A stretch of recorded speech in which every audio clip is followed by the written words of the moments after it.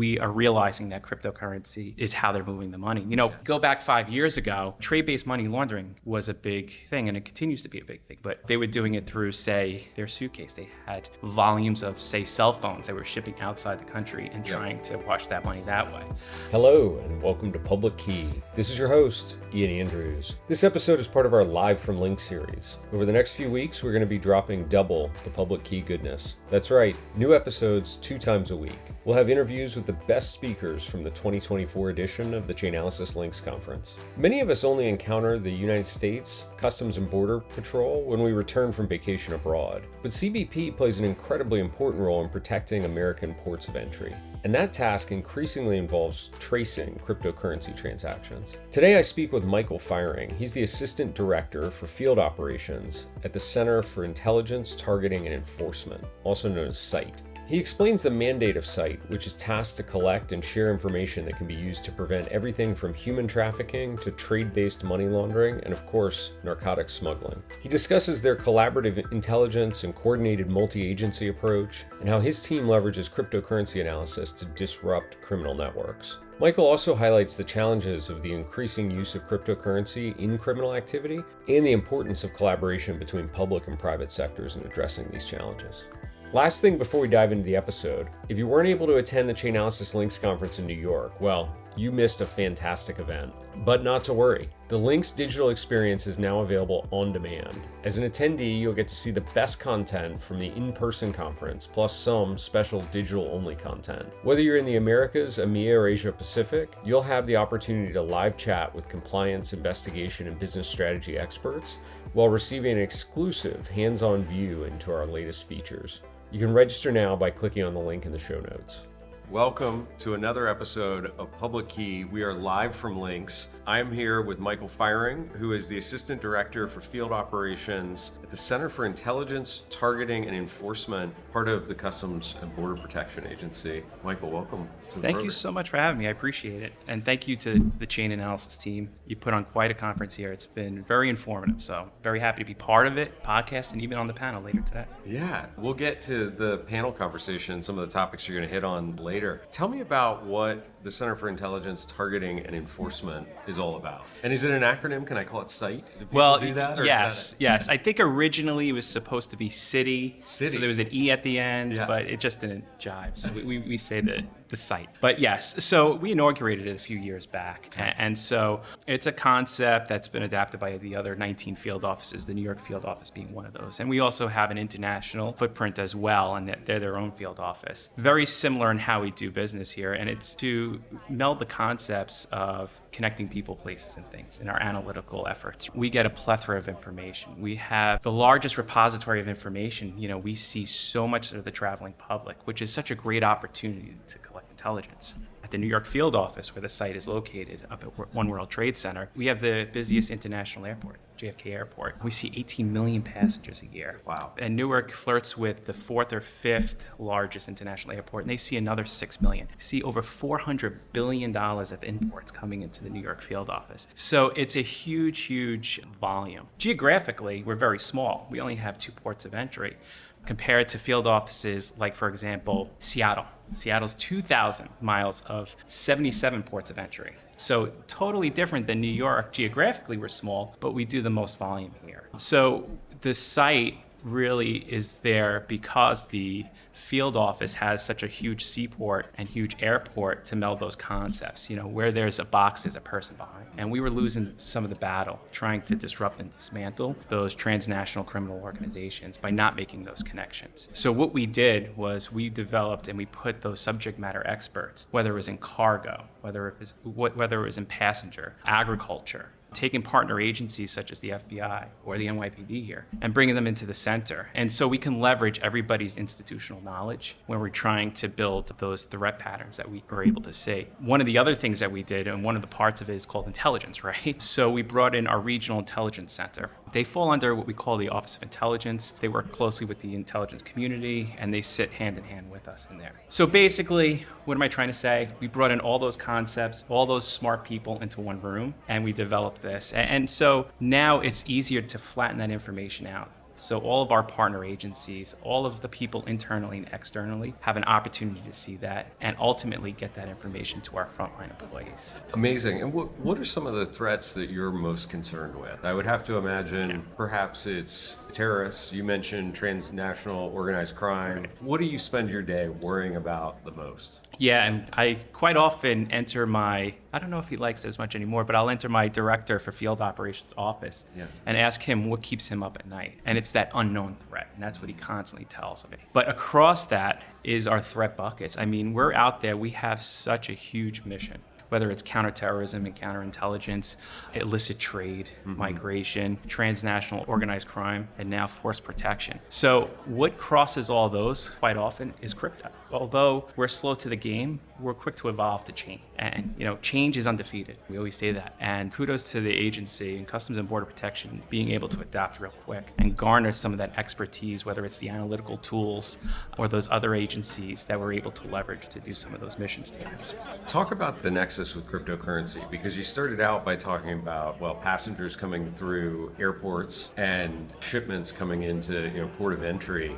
Where does crypto play into it? Because it sounded initially like very physical world things, right. Not digital. So where do you encounter crypto? Yeah, and so I would say twofold. One of it is because of the work we do and we support so many investigative agencies, we're kind of that downstream. So when, for example, the agency comes to us for some analytical support, or they're kind of hitting that roadblock, and they need someone to help identify that network, they'll come to us. And nowadays, 5 years ago, we were never looking at the crypto side. We were just looking at that supply chain. We were kind of seeing if we could identify the person or any shipments they may have had. But now we're looking more at what kind of transactions have they made in the digital world as well. And that's part of some of these requests for information that we have. We average about 4 or 5 requests for information a day. And about 20% of those requests for information are crypto analysis that we're doing. So to streamline the process with these analytical tools, like we see here, has just been instrumental for us. For our frontline officers, they're the ones that are there, the first people that you would see when you're applying for an application for admission or inspection, and educating the frontline on some of the things that they should see when somebody may be doing something illicit with crypto. Not just identifying private keys and wallets and seed phrases, but identifying some of the things that may make that illicit in nature. And that's important, and we're constantly out there educating them as well. Amazing. You haven't mentioned human trafficking, but I would have to guess that for CBP, this is a fairly significant topic. And we've picked up recently, increasingly, a lot of the human trafficking is paid for in cryptocurrency. Is there anything maybe recently that you could talk about? Yeah, in addition to that is the sex abuse material as well. We see a lot of that going on. Some of the main things, especially when it comes to violent crime, let's talk about drug trafficking organizations. There's just recently a couple from Guyana came in trying to smuggle cocaine, but we could see that the proceeds that were going to the other side to that network was crypto. Really? Yeah, and in addition to that, our most important mission is counterterrorism, combating those foreign terrorist organizations. And we have seen Bitcoin wallets funding those groups such as Al-Shabaab. We also see those transnational criminal organizations utilizing it, akin to what you're talking about, whether it's human trafficking. And we even see these companies that claim to be legitimate, but they're moving precursor chemicals into the United States. Or even worse, the battle against fentanyl has been certainly challenging for us federal agencies. And we see them using and trying to move adulterants to it, such as xylazine and fentanyl itself. So all of those threats have been a challenge to us, and we are realizing that cryptocurrency is how they're moving the money.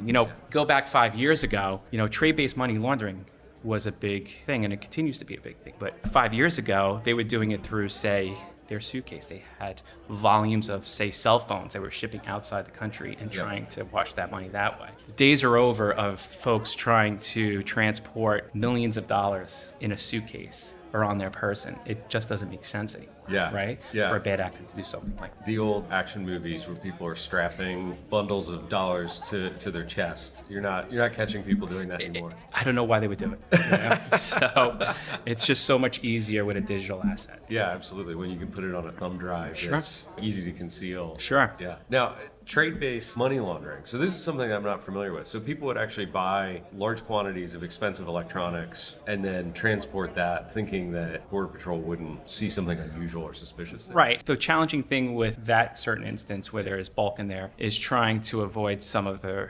regulations that we have for moving in and out of certain merchandise and all that. And at the same time, getting their proceeds outside of the United States as quick as possible and efficient without being detected. That was a challenge for both sides. For agents trying to make those interceptions and for the bad actors trying to get that outside the United States. But now, like I said, with digital assets and cryptocurrency, it's been a bit easier for them. And for us, it's been a challenge to catch up to that. You mentioned fentanyl a moment ago, and epidemic proportions, the number of deaths associated with, I think in many cases, unintentional fentanyl overdoses, is the numbers mind-blowing. And it seems like most of that fentanyl is coming from outside the United States. These are particularly Mexican cartels, is what I understand. What's to be done about that? How can we stop? You're laying a big problem for me to solve. But no, we see, and I'll regionalize it here. Thank you. We see a lot of the precursor chemicals coming in here and then being traversed down to Mexico, synthesized, and coming back. I didn't realize that route of delivery. Okay. And, it's such a serious topic for Customs and Border Protection, also for the private public sector and for our community and families. It's just such an epidemic here, and it's sad and it's such a challenge to stop. And then you see, like I mentioned before, like adulterants like xylazine coming straight into the United States. In this area, in the Philadelphia area, we have an ambitious task to combat that. And I think when it comes to narcotics, this is probably one of the most dangerous. We'll say, though, that the work we do, partnering up with agencies like the DEA, FBI, HSI, working with the private sectors, the NGOs, has been paramount to this. We've put together a lot of multifaceted task forces to sort of combat this, but we need to do better. We need to understand how that movement is done, and no one's better positioned to do it than us. We're at the front line. So we'll take on that challenge, but we'll continue to look for support from our partner agencies. Yeah, it's surprising to me to hear that the precursor chemicals, which I think are primarily manufactured in China, why would they come into the U.S. first, go to Mexico to be manufactured into fentanyl, and then be smuggled back in? That seems like an extra step. Some of the routes have changed. Some of the flight patterns have moved directly now, China to Mexico, so we see less and less. And we see how it's diverted a little bit. They're kind of new to the game too, and they're finding more efficient ways to do it as well. Okay, sort of a short-term inefficiency. Let's take a quick break. Michael's talked about the impact of fentanyl in communities here in the U.S. and some of the agencies that they partner with, including the DEA and FBI. One of those agencies is also the Department of Homeland Security, and we had Rob Silvers, who's the undersecretary for this department, on stage, joined by our CTO, Gervis Grigg, detailing the process and dramatic impact on fentanyl and other narcotics in the community. Let's listen in to this clip of Rob on the main stage. It's really sobering to talk about the impact that fentanyl is having every day in our communities. And indeed, last year, 77,000 Americans died of fentanyl-related overdose. Some people are intending to take fentanyl to get high. Other people think that they're taking cocaine or other drugs, and it turns out that fentanyl is cut into it, and they are overdosing that way. And it is really, it is a Main Street tragedy in the United States. And it is our very highest priority to protect the American people from this.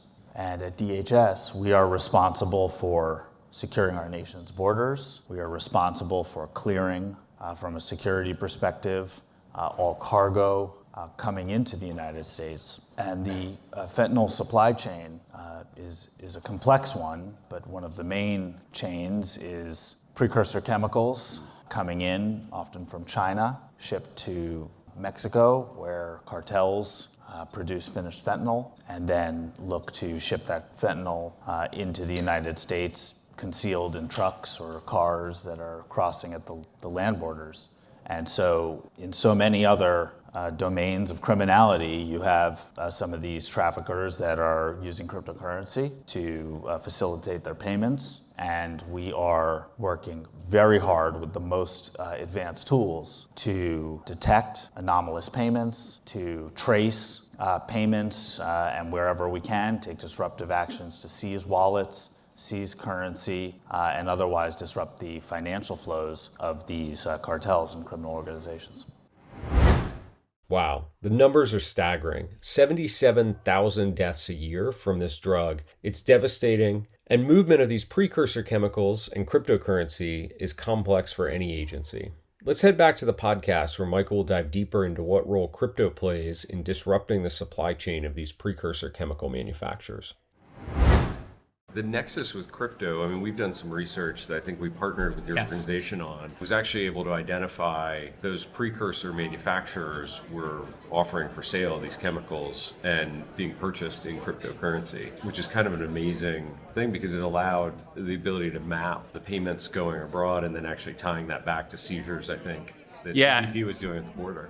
Yeah, and we'll keep that under the auspices of that these bad actors feel that there's anonymity with some of this stuff. And it's great to have the analytical tools to be able to trace that back. And so we can find where the stuff is going. And it paints the picture for us, and we can build on that supply chain. And we can understand pieces of it, whether it's the freight forwarders or the shippers or wherever it may be. And so we can take that information, provide it to our partner agencies that hold these investigations, and to hopefully prosecute more of these folks here in the United States. I know it's never a job done, but it would be amazing to be able to turn off some of that spigot. I guess recently, one of the big Mexican cartels sort of made very public that they were getting out of fentanyl, but it was unclear to me at least whether that was a ruse. Exactly. I think it's too profitable right now. Yeah. And I think the cross-pollination between smuggling and trafficking and narcotics, these DTOs, and working to be profitable in all facets of it, it'll continue. Yeah. It'll continue. And we don't see a slowdown right now with that.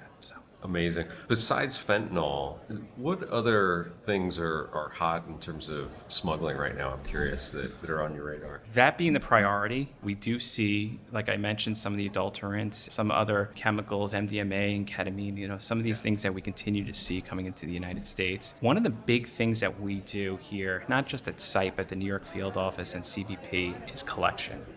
I mentioned before, we have the greatest opportunity to collect, right, on anything. And so that's one of the things that we see. And so we're constantly identifying not just the threats, but those trends and patterns that are coming in. And we have such a good group of analysts that are able to put those and connect those dots together.